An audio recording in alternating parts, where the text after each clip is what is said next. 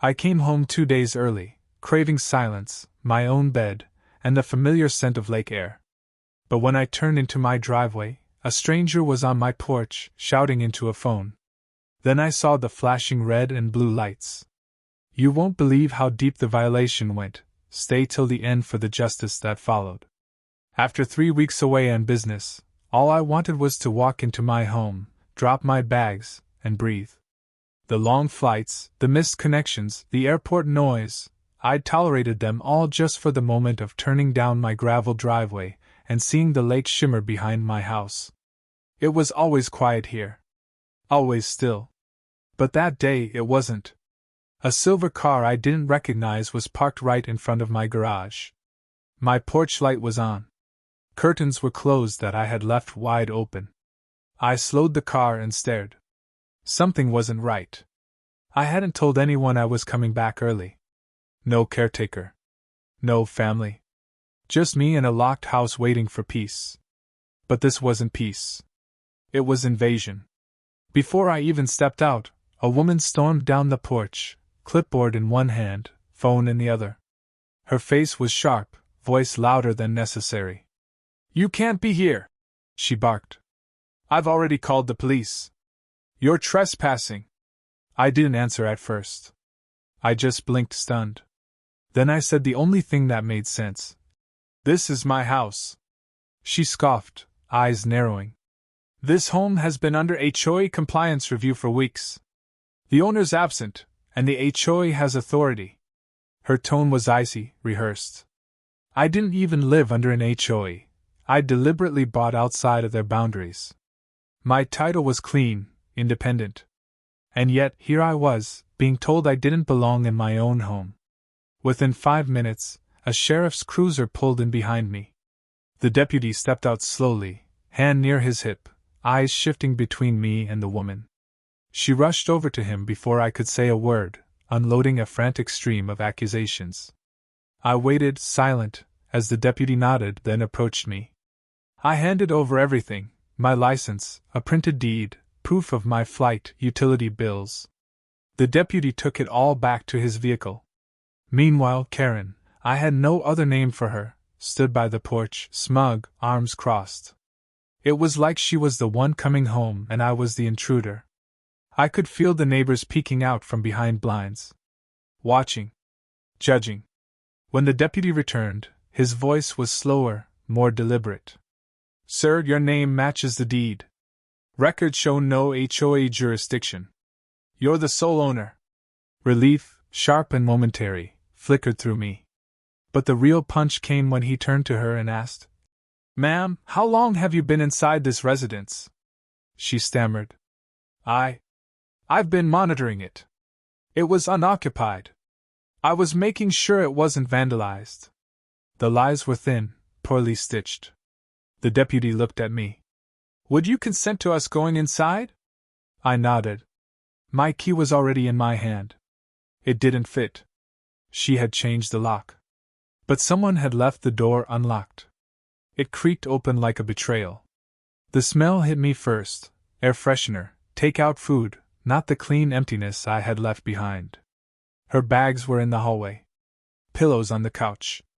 Mail on the kitchen counter, my counter.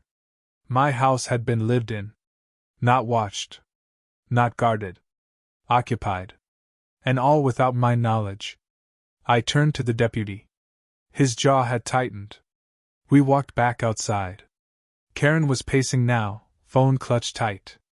The deputy's tone changed completely. "Ma'am, you may be subject to criminal charges depending on further investigation." She stopped moving. Her face lost color. Around us, the neighbors had stepped out completely now. No one was speaking. Just silence. My homecoming had turned into a discovery, one that would lead far deeper than I expected. The next morning, I didn't wake up in my own bed. I couldn't. The smell still lingered, not of home, but of intrusion. I had spent the night at a friend's cabin across the lake, unable to settle inside the place I had built with years of hard work and peace in mind. My hands ached from clenching the wheel the night before, and my head pulsed with thoughts of how easily someone had taken my silence for absence. At 8 a.m. sharp, I met with Deputy Alvarez again, this time at the county assessor's office. He had made calls overnight, pulling records, looking for any legal threads Karen might have fabricated. There were none. No liens, no HOA involvement, no compliance notices. In every file, my name sat alone, undisputed, stamped in black ink. Alvarez shook his head. "This isn't just trespassing," he said. "This is premeditated occupation." Back at the house, Karen was gone. Her car, her clipboard vanished.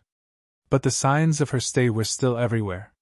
In the fridge, half-eaten meals and expired milk. In the laundry basket, folded clothes that weren't mine. A pink bath towel draped over my bathroom door.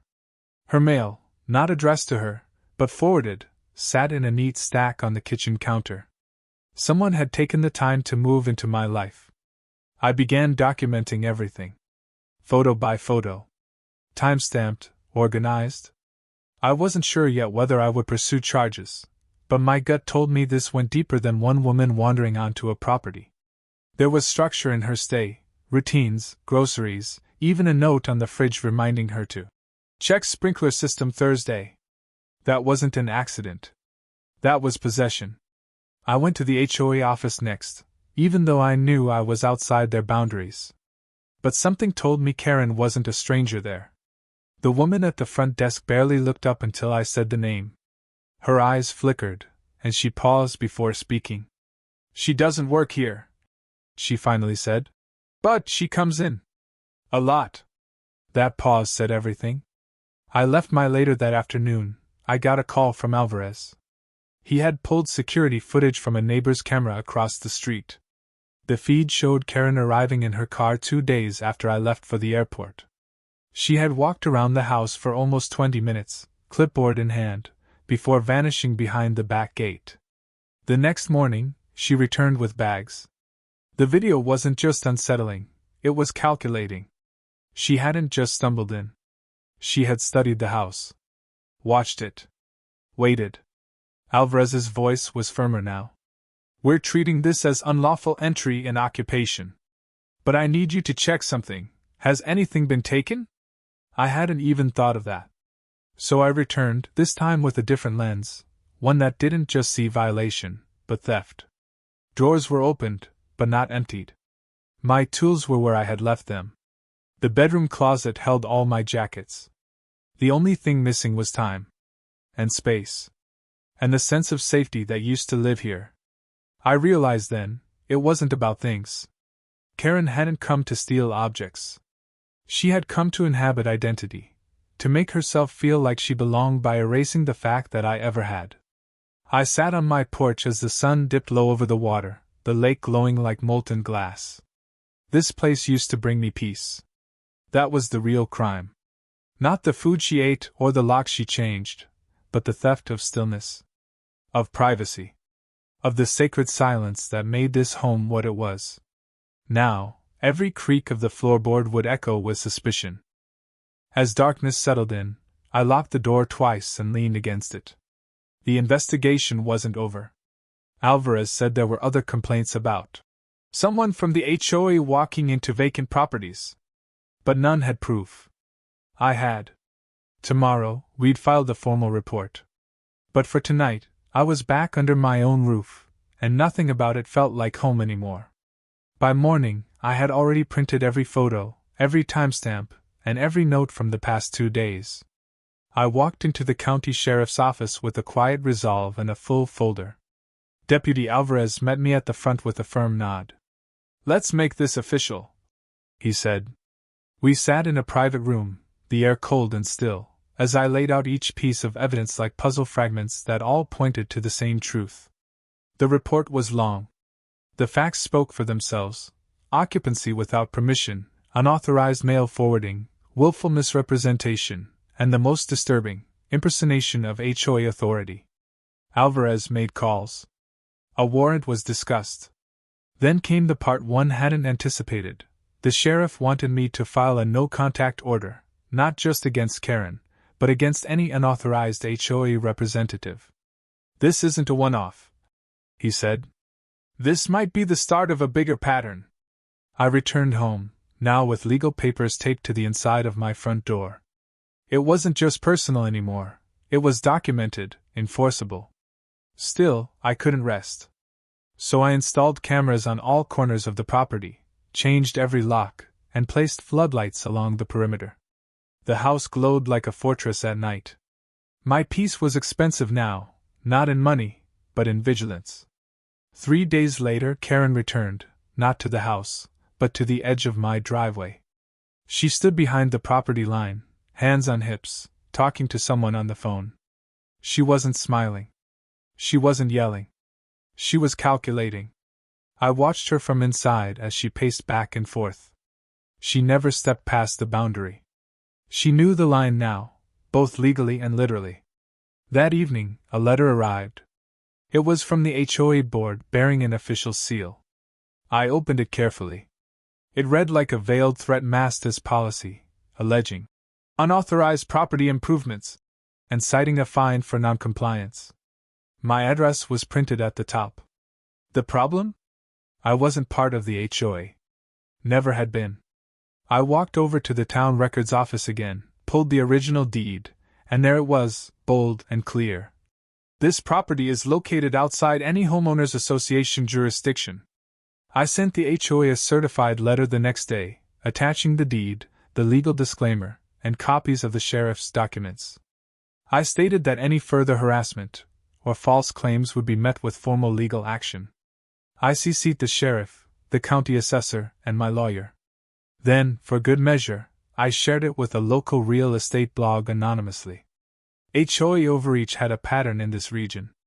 I wasn't the first, but I would make sure I was the last to stay silent. What followed was silence. For a week, nothing. No letters. No knocks. No pacing figures outside my fence. I let myself hope, maybe it was over. Maybe the truth, once laid bare, had created a boundary that even Karen couldn't cross. But peace doesn't come all at once. It arrives in whispers, in nights without motion sensors going off, in mornings where your coffee isn't interrupted by dread. One afternoon, Deputy Alvarez called. "You were right to press it," he said. "Turns out we've opened an investigation into the HOA leadership." Apparently, Karen wasn't a board member, but she had acted as one for years. No one had questioned it.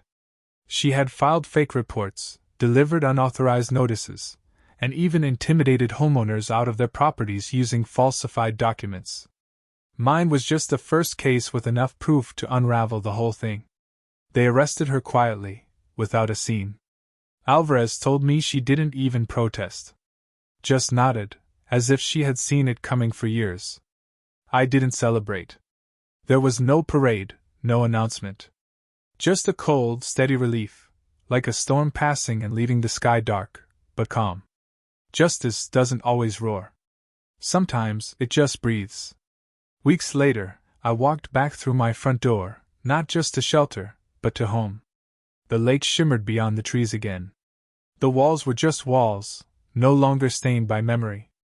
And I stood in the center of it all, not angry, not broken, just still. Sometimes, protecting what's yours isn't about walls or locks. It's about refusing to be erased. 2 months later, the neighborhood had changed. It wasn't something you could see at first glance. The houses were the same, the mailboxes still lined the curb, kids still biked past my fence. But something deeper had shifted. Word had spread. Karen's arrest wasn't just gossip, it was a reckoning. People whispered about her fake HOA claims, about the quiet victims who never fought back. And now, they looked at me differently, not with suspicion, but with cautious respect. I had never wanted attention. I bought this place for peace, for the sound of the lake in the morning, and the smell of the damp soil after rain. But now neighbors came to me, not to complain or pry, but to ask questions. Is this legal? Can they really fine us? Some even brought over paperwork, fearful they'd been trapped in the same web. I wasn't a lawyer, but I'd learned enough to guide them toward the truth. My house became a quiet lighthouse in a fog of confusion. One evening, I stood on the back deck, watching the sky bleed orange over the lake. The wind moved soft across the water. The house behind me felt whole again, not haunted, not tense, just alive. It struck me how much one person's deception had almost stolen this from me. Not the property, but the calm, the faith in safety, the invisible sense that your home is truly yours. Karen's trial was pending.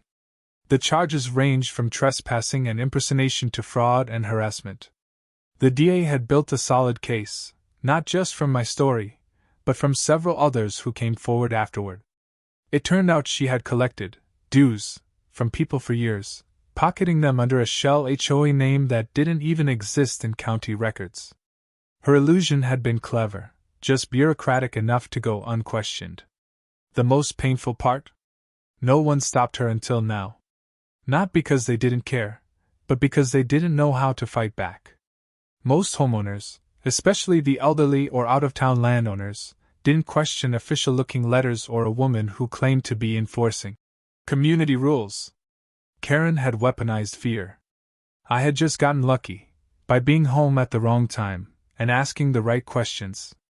I found myself thinking about how many people live like that, quietly submitting to a system they don't understand, too tired or intimidated to push back. That was the real crime. Not just breaking into my house, but breaking people's spirit. Making them believe they had no say, no rights, no power. That realization stayed with me. So I started keeping a file, not for me, but for others. I gathered articles, sample letters, contact info for the local real estate watchdog group. I printed out state laws on HOA limits and property rights. I shared it discreetly with those who needed it. Not because I was trying to be a hero, but because silence is what lets predators thrive. Then one day, a letter came, this time from the county clerk. It was official, a formal audit of all unregistered HOAs was underway. The entire subdivision Karen had managed was under review. Several other properties had already been cleared of fraudulent dues and citations. People were getting refunds. Homeowners were taking their rights back. I didn't attend Karen's court date. I didn't need to. Justice wasn't about watching her fall. It was about knowing the truth had finally stood up, in my name, and in the names of everyone she'd silenced. I spent that day walking the lake trail, boots crunching softly in the gravel. The wind moved slow through the trees. Peace, this time, wasn't fragile. It was earned. That night, I unlocked my door without flinching, without looking over my shoulder. The lights clicked on warm. My home, truly mine again. Karen's shadow no longer stretched across my walls. She had tried to erase me from my own story. Instead, I became the chapter she could never control. And the ending? It was mine to write.